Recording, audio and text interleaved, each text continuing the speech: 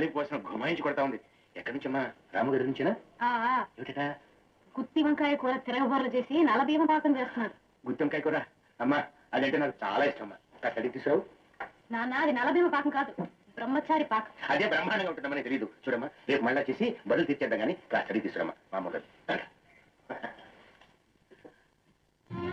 మరి నలభీమ పాకం మా నాన్నగారు నాటికి గుంచేస్తుందట. కాస్త పెడతారు, బదులు ఇచ్చేస్తాను. దానిదే ఉందండి. ఒక గిన్నె లేవండి. అంతా పెట్టేయకండి, మీరు కొంచెం ఉంచుకోండి. అమ్మమ్మా నాకు లేకుండా ఎలాగండి?